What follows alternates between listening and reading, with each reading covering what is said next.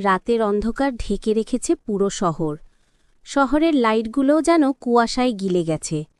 শুধু দূরে কোথাও হালকা বাতাসের শিশির শব্দ। সেই রাত, যে রাতে স্মৃতি আজও রুহির হৃদয় ঝলসে দেয়। রুহি আনোয়ার, ২৩ বছরের এক মেয়ে, বিশ্ববিদ্যালয়ের শিক্ষার্থী।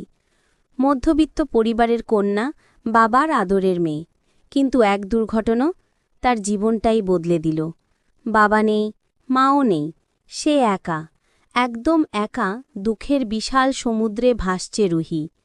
কিন্তু সে হার মানেনি, নিজেকে ধরে রেখেছে সাহস আর বিশ্বাসে।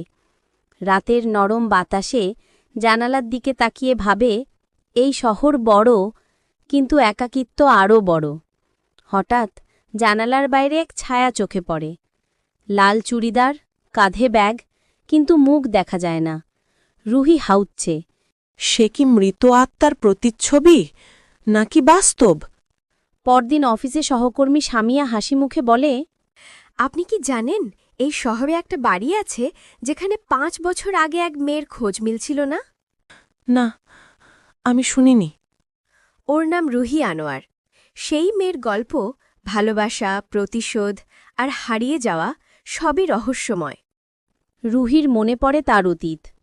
চোখ ভরে আসে পানিতে। সে বুঝে ফেলে, যে মেয়েটা একদিন হারিয়ে গেছিল, সেই রুহি আজ ফের এসেছে এক ছায়ার আকারে। হারানো বা ভেঙে যাওয়া জীবনের প্রতিটা ক্ষতি আল্লাহর স্মরণে ধৈর্য ধরে কাটিয়ে ওঠা যায়। আল্লাহ সর্বদা তাদের সঙ্গেই থাকেন যারা ধৈর্যশীল। দুনিয়ার কোনো দুঃখই চিরস্থায়ী নয়। আল্লাহর ওপর ভরসা রাখলে হারানো শান্তিও একদিন ফিরে আসে।